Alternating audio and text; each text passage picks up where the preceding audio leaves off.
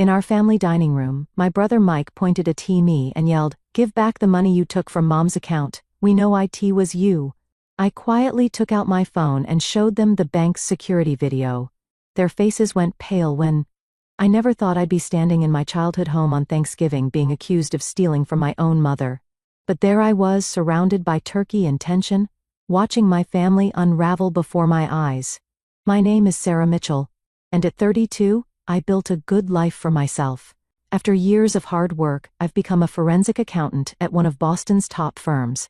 The irony of being accused of theft wasn't lost on me. I spent my days tracking down actual financial criminals. The day had started normally enough. I'd arrived early to help Mom with the turkey just like every year. She'd been quieter than usual, but I'd attributed that to her recent health issues. At 65, she wasn't as energetic as she used to be, especially since Dad passed away 3 years ago. "The potatoes need more salt," Mom said, her first word since I'd arrived. Something was off in her tongue, but I couldn't quite place it. My brother Mike arrived next with his wife, Andrea. Usually quick with a hug. Today, he barely looked at me. Behind them came my younger sister Kate, clutching her phone like a lifeline. The tension in the room was thick enough to cut with a carving knife sitting unused on the counter. We managed to get through the appetizers in strained silence. It wasn't until Mom brought out the turkey that Mike finally exploded. "I can't do this anymore," he said, standing up so abruptly, his chair scraped against the hardwood floor. "We need to talk about the money, Sarah." I sat down, my fork confused. "What money? Don't play dumb." Kate chimed in, finally looking up from her phone. "We know what you did." $50,000, Mike said, his voice shaking with rage. "That's how much disappeared from Mom's account last month. The same month you helped her set up online banking." I felt the blood drain from my face. Last month, Mom had asked me to help her modernize her banking. She'd been nervous about online transactions, so I'd spent entire Saturday walking her through the process. Now I understood why everyone had been acting so strange. "You think I stole from Mom?" I asked, my voice barely a whisper. "We don't think we know," Mike said. "The money disappeared right after you got access to her accounts. Who else could it be?" Mom sat silently at the head of the table, tears rolling down her cheeks. The sight broke my heart. "Mom, you don't believe this, do you?" She wouldn't meet my eyes. "The money was for my surgery, Sarah. How could you?" "The surgery. Mom needed a knee replacement, and her insurance wouldn't cover all of it. We'd all been worried about how to handle the medical bills, but stealing?" The accusation made me sick. "I'm a forensic accountant," I said, struggling to keep my voice steady. "I track down financial fraud for a living. Why would I steal money in such an obvious way?" "Because you thought we wouldn't suspect you," Kate said. "The perfect daughter, the successful one. Who would question you?" The bitterness in her voice surprised me. Kate had always been the family rebel, changing majors 3 times before dropping out of college entirely. Now she worked at a local coffee shop and lived in Mom's basement. Had she always resented me this much? "Return the money," Mike demanded, "or you'll never see Mom again." "We've already talked about getting a restraining order." That's when something clicked in my mind. Mike's new car, the one he bought last month, Kate's designer handbag, which I'd noticed earlier but hadn't thought much about. The pieces were starting to form a picture I didn't want to see. I reached for my phone, hands steady despite my racing heart. For weeks, I've been investigating a series of suspicious transactions at work. Multiple accounts drained, always in the same pattern. I've been building a case, gathering evidence, including security footage from various banks. "You want to know what happened to Mom's money?" I asked, opening a video file. "Watch this." I turned my phone around, displaying the crystal-clear security footage from First National Bank. The timestamp showed 2:15 p.m. on October 15, exactly when the first withdrawal from Mom's account was made. The color drained from Mike's face as the video played. There he was, standing at the teller's window, wearing his favorite blue jacket. Next to him stood Kate, nervously checking her phone just like she was doing now. "That's not you doctored that footage," Kate stammered, but her voice had lost its certainty. "Bank security footage is watermarked and time-stamped." I said, my professional training taking over. "It can't be altered without leaving traces." "Would you like to see the withdrawal slips too?" "They're signed with a pretty good forgery of Mom's signature. Not perfect though." The forensics team at my office spotted the discrepancies right away. Mom's head snapped up. Mike, Kate, what is she talking about? I didn't want to do this. Didn't want to shatter my mother's trust in her children, but they forced my hand. From my briefcase, I pulled out a folder, my personal copy of the investigation file. The money was withdrawn in 3 transactions. I explained, laying out the documents. First withdrawal, October. Second, October 18th, 15,000. Final. 10/22, 15,000. Each time, the same 2 people appear on the security footage. Mom picked up the bank statements with trembling hands. But how did they get access to my account? Remember when you were in the hospital for your preliminary tests? I asked gently. Mike insisted on staying with you overnight. Your purse was in the hospital room the whole time. The pieces were falling into place now. Mike had gotten Mom's banking information during that hospital stay. He and Kate had waited until I helped Mom set up online banking, knowing I would be the obvious suspect when the money disappeared. But why? Mom whispered. Mike's face had turned an ugly shade of red. The dealership was going to repossess my car, he blurted out. I just needed enough to catch up on payments. Kate said we could borrow it and pay it back before anyone noticed. Borrow it? I repeated incredulously. You stole Mom's surgery money and tried to frame me for it. That's not borrowing. That's fraud. You always have to be perfect, don't you? Kate spat. The successful daughter, the one who made something of herself. Do you know what it's like living in your shadow? So you decided to steal from our mother and destroy my reputation. The hurt in my voice was palpable. Did you even think about what this would do to her? Andrea, Mike's wife, had been silent throughout this entire exchange. Now she stood up, gathering her coat. I can't be part of this, she said, her voice shaking. Mike, I thought we were just coming to confront Sarah about missing money. You never told me you were the one who took it. The room fell silent except for Mom's quiet sobs. This was worse than anything I could have imagined when I drove over this morning. My siblings had not only stolen from our mother, but had plotted to blame me for it. The level of calculation involved was staggering. The bank's fraud department has already been notified.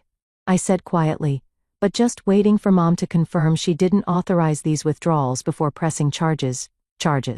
Mike's face went from red to white. You can't be serious. We're family. Family doesn't steal from family, Mom said, her voice stronger now. And family certainly doesn't try to frame family for theft. I reached across the table and took her hand. I already spoken to the hospital. They can reschedule your surgery for next month. I'll cover the costs. You don't have to do that, Mom protested, but I shook my head. Yes, I do. Because that's what real family does. We help each other, not steal from each other. Mike and Kate sat in stunned silence as Mom picked up her phone. Her hands were shaking as she dialed the fraud department number I had given her weeks ago. When I first discovered the suspicious transactions as she reported the fraud, I looked at my siblings, really looked at them. When have they changed so much? When had their jealousy and resentment grown so deep that they would do something like this? And how had I missed the signs? The turkey sat forgotten on the table, growing cold as our family imploded. This would be a Thanksgiving none of us would ever forget, but not for the reasons any of us had expected. And it wasn't over yet. Not by a long shot. The next few days after Thanksgiving were a blur of police statements, bank meetings, and painful revelations. I took time off work to help Mom navigate the chaos my siblings had created. Each new discovery felt like another knife in my heart. Mom and I sat in her kitchen the morning after Thanksgiving, drinking coffee and trying to make sense of everything. The house felt eerily quiet without the usual holiday bustle. I found these in Kate's room, Mom said, sliding a stack of credit card statements across the table. Her hands trembled slightly. She's been opening cards in my name. I examined the statements, my professional training kicking in automatically. 6 different credit cards, all maxed out. Designer clothes, expensive restaurants, hotel stays. Kate had been living far beyond her barista salary. Identity theft? I said quietly, Mom, this is serious. Combined with the bank fraud, they could go to jail, couldn't they? Mom's voice cracked. My own children. Before I could respond, my phone buzzed. A text from Andrea, Mike's wife. Can we meet? There's more you need to know. An hour later, I sat across from Andrea, at a small cafe downtown. She looked like she hadn't slept, dark circles under her eyes. "Mike's gambling again," she said without preamble. "That's why we needed the money." The car repossession story was just a cover. The revelation hit me hard. Mike had struggled with gambling addiction in his early 20s, but we thought he'd beaten it. Dad had helped him through rehab before he passed away. "How bad is it?" Andrea's laugh was hollow. "Bad enough that he convinced our teenage son to lie to the police. Tommy told them he saw you leaving the bank on the days of the withdrawals." "He did what?" My coffee cup clattered against its saucer. "He involved his own son in this. Tommy confessed to me last night. He's terrified, Sarah. Mike told him it was just a family prank, that no one would get hurt." Andrea wiped away tears. "I'm leaving him. I can't let Tommy grow up thinking this is what family means." Back at Mom's house, I found her sitting in Dad's old study looking at family photos. She held one from my college graduation, all of us smiling, Dad's arm around my shoulders, Mike and Kate flanking us. "Were there signs?" she asked, not looking up. "Did I miss something?" "We all missed it, Mom." I sat beside her studying the photo. "We looked so happy, son, Mama. They hid it well. Your father would be heartbroken." She set the photo down carefully. "He always said money shows people's true colors. I never thought he meant our own children." The doorbell rang, interrupting our conversation. Through the front window, I saw Kate standing on the porch, shifting nervously from foot to foot. "Don't open it," I advised, but Mom was already moving toward the door. Kate burst in the moment the door opened. "Mom, please, you have to drop the charges. They're saying it's felony fraud. I could lose everything." "You should have thought of that before stealing from me," Mom replied, her voice firmer than I'd ever heard it. I was desperate. Kate's mascara was smeared, her eyes red. "Do you know what it's like watching Sarah succeed at everything while I'm stuck making lats?" "I just wanted a chance to get ahead by committing fraud," I interjected. "How exactly was that going to help you get ahead?" Kate whirled on me. "Oh, shut up, Miss Perfect. You have no idea what it's like being the failure of the family. Mom and Dad spent everything on your college education. There was nothing left for me." "That's not true." Mom cut in sharply. "We offered to help with your education multiple times. You chose to drop out 3 times because I couldn't compete with Sarah's perfect grades and perfect career and perfect life." Kate was shouting now. "Do you know she got promoted last month? Another big success for precious Sarah. Well, I can barely make rent." I stared at my sister, truly seeing her for the first time.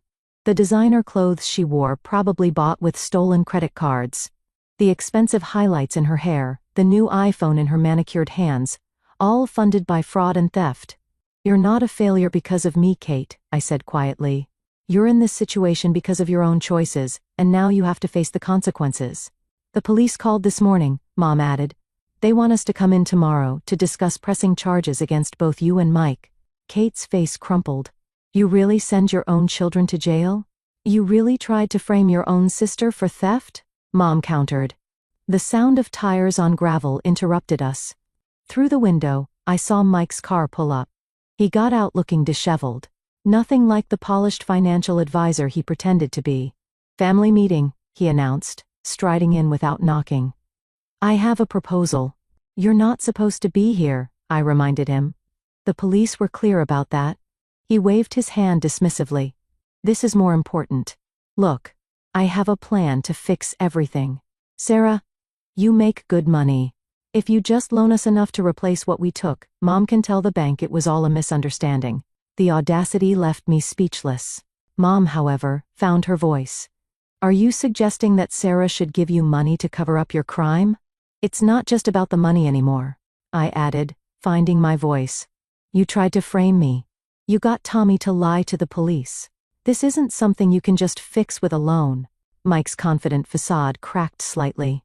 "You don't understand. If this gets out, I'll lose my license. No one will trust me with their investments. My career will be over." "Your career managing other people's money?"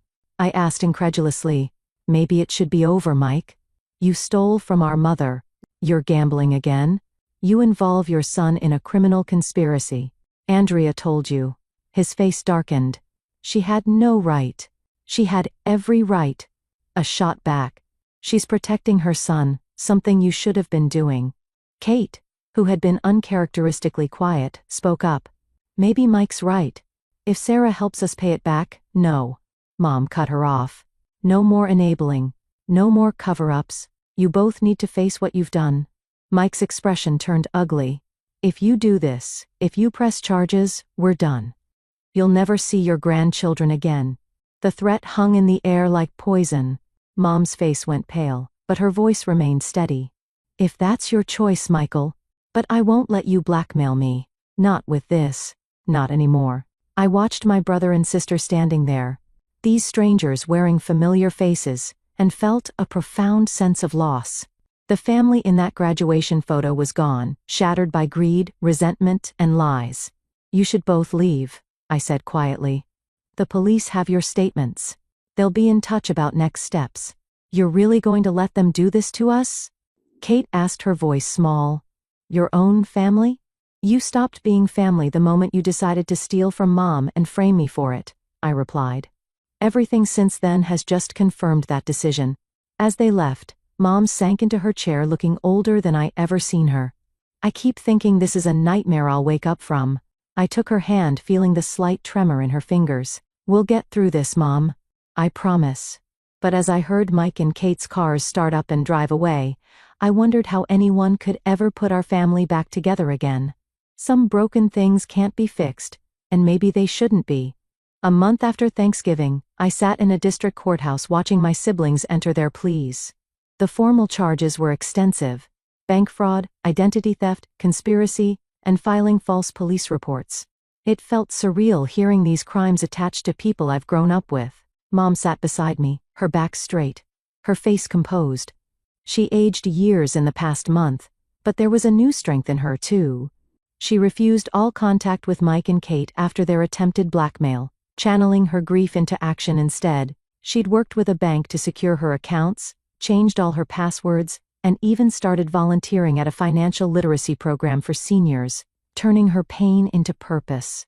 Mike stood first, wearing a suit that suddenly seemed too big for him. Andrea sat in the back of the courtroom with Tommy, who couldn't meet anyone's eyes. The gambling had been worse than anyone imagined. Mike had lost his job when his firm discovered he'd been borrowing from client accounts too. How do you plead? The judge asked. Mike's voice cracked. Guilty, Your Honor. Kate went next. Her designer clothes replaced by a modest black dress. She'd been fired from the coffee shop when the charges became public. The credit card companies were still tallying the full extent of her fraud. Guilty, she whispered, mascara running despite her attempts to maintain composure. I felt Mom's hand grip mine as the judge set the sentencing date for next month. The prosecutor had already outlined the plea deals. Mike would serve 18 months. Kate, 12. Both would have to pay restitution. Outside the courthouse, Andrea approached us. Tommy hung back, looking lost in his father's too large jacket. Sarah, Andrea said softly. Tommy has something he needs to say. My 16-year-old nephew stepped forward, his face a mixture of shame and fear. I'm sorry, Aunt Sarah. Dad said it was just a joke, that no one would believe my statement anyway. I didn't know. I cut him off with a hug. He stiffened for a moment, then collapsed against me sobbing. I don't want him to go to jail, he choked out. I know, buddy. What else could I say? How do you explain to a teenager why his father deserves prison? Mom touched Tommy's shoulder gently. You'll always have a place with us, Tommy. No matter what. Andrea wiped her eyes. We're moving in with my sister next week. I filed for divorce yesterday. Another casualty of my siblings' choices. Another fracture in our once close family. That evening, I went through old family videos at Mom's house, seeking answers in frozen moments from the past.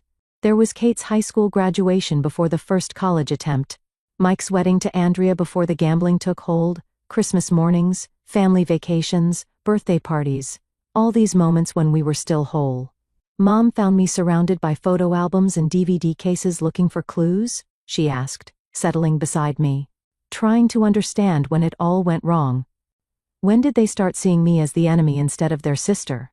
I've been asking myself the same thing. Mom picked up a photo of Kate's first ballet recital. Your father and I. Did we cause this somehow by praising your achievements, by helping you with college? Mom, no. They made their choices. Adult choices with adult consequences. She nodded slowly. I know. But a mother can't help wondering. She paused, collecting her thoughts. The sentencing is next month. They want to meet with us before then. I stiffened. Why? To apologize, they say? Their lawyers think showing remorse might help reduce their sentences. She squeezed my hand. We don't have to go. But we did go 1 week later to a small conference room in their lawyer's office. Mike and Kate sat across from us, both looking diminished somehow. The swagger was gone from Mike's posture, the defiance from Kate's eyes. I've been going to Gamblers Anonymous, Mike started. Twice a week. I should have gone back years ago after Dad he trailed off. I'm seeing a therapist, Kate added. Working through my issues with competition and self-worth. They took turns apologizing, their words carefully rehearsed. I listened, trying to find genuine remorse beneath the legal coaching. Mom listened to her expression, giving nothing away. When they finished, Mom spoke. I believe you're sorry. Sorry you got caught? Sorry you're facing consequences. But, are you sorry for what you actually did? For betraying your family? For trying to destroy your sister? Neither could meet her eyes. That's what I thought. Mom stood smoothing her skirt. I hope you both find help in prison. I hope you learn from this.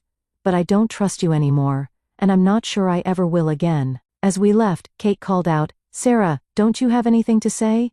I turned back. Just this. I would have helped you, both of you, if you'd asked. That's what hurts the most.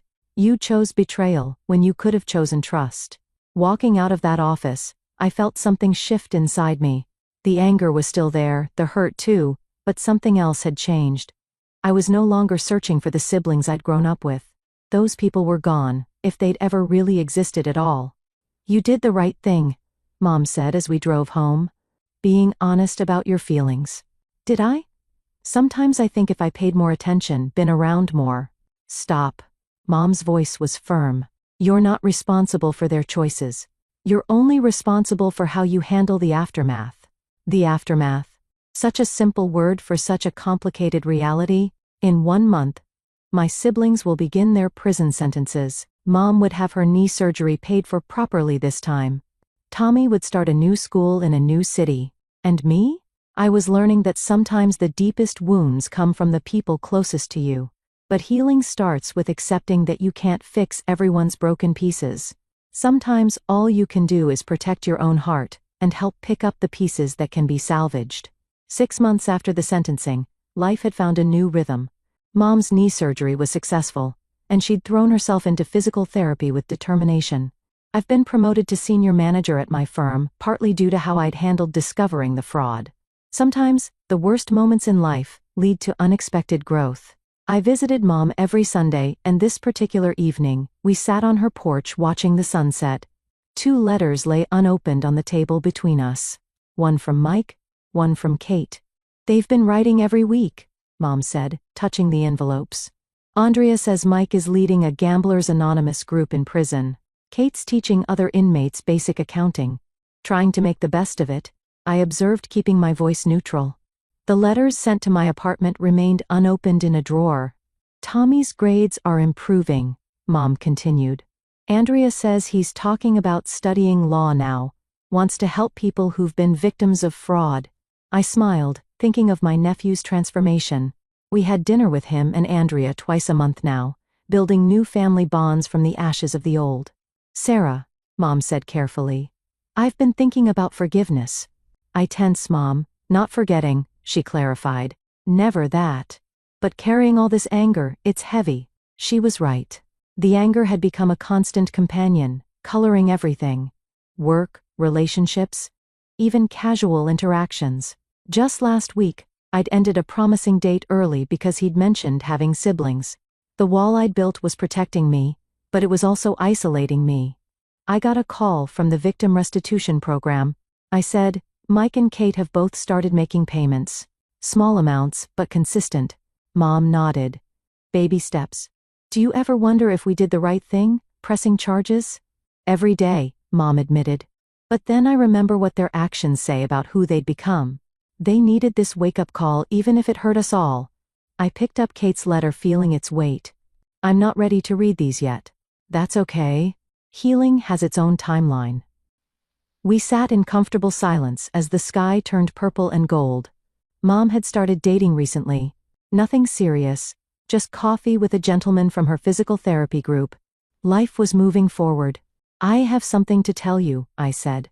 I've been offered a position heading up a new fraud prevention program, teaching people how to protect themselves, their parents, their businesses. Mom's eyes lit up. You're going to help stop other families from going through what we did.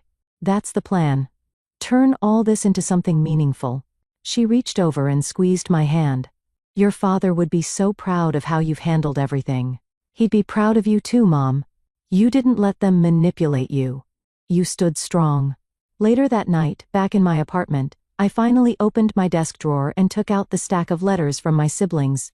I didn't read them, but I moved them from the drawer to a box labeled Family History. Not forgotten, but not controlling my present either. My phone buzzed with a text from Andrea. Tommy got an A on his law ethics paper, says his aunt inspired him. I smiled, piping back. Tell him I'm proud of him. That's the thing about family. Sometimes it breaks apart, but new connections can form from the pieces. Tommy and Andrea were family now, chosen family, bound by truth rather than obligation. The last light of day faded outside my window as I sat down to work on my first fraud prevention presentation. The title slide read, Protecting Your Family's Financial Future. Below it, I added a subtitle, Because Love Shouldn't Cost You Everything. Mom was right about forgiveness. Not today, maybe not tomorrow, but someday. For now, I was focused on building something positive from our family's tragedy. After all, that's what survivors do. We take our darkest moments and turn them into light for others. Mike and Kate would be released eventually. They tried to reconnect, to rebuild. When that day came, I would be stronger, wiser, and absolutely clear about my boundaries because I'd learned the hardest lesson of all. Sometimes loving your family means loving them from a safe distance, but that was a challenge for another day. Tonight, I had a presentation to finish. Dinner plans with Tommy and Andrea to arrange and a life to live. One that was different from what I'd imagined, but perhaps exactly what I needed all along. After all, the best revenge isn't punishment or anger. It's living well and helping others do the same. And that's exactly what I intended to do. Thanks for watching. Take care. Good luck. After listening to today's story, perhaps it has raised some new questions in your mind, or maybe it has brought back some old memories. Every day on Reddit, new experiences and moments create fresh stories, and they connect all of us. Everyone has their own unique journey in life, and we all try to understand the world in our own way. These kinds of moments remind us that we are all human, sometimes happy, sometimes sad, and always learning something new. If you enjoyed this story, feel free to share it with your friends. Your thoughts and feedback are always valuable to us, as they motivate us to create even better content. Every story has its own unique angle, and our goal is to understand everyone's perspective and make our content diverse and relatable. Stories like these help us realize that life's journey is different for everyone, and by hearing other stories, we learn something new. You can also share your own stories with us. Your experiences are valuable to us as well, and if you enjoyed this video, please leave your feedback. We aim to create content that brightens your mind and gives you new ideas every time. If you've already seen this video before, your feedback is still important. With every piece of feedback, we can improve our content and bring a new perspective to our viewers. Today, what we saw was just a small part of the many stories shared on Reddit and across the world. It's a reminder of how we all try to understand life by sharing our experiences with each other. This video was only an example of how we try to connect with others through storytelling, learning about different sides of life. We hope to continue sharing such stories that help us all learn and grow together. Thank you for your time, and don't forget to keep an eye out for more stories coming soon. If you haven't already, please like and follow for more amazing content. Your support keeps us going, and we will strive to bring you more thought-provoking and heartwarming stories. Until next time, take care and stay curious. **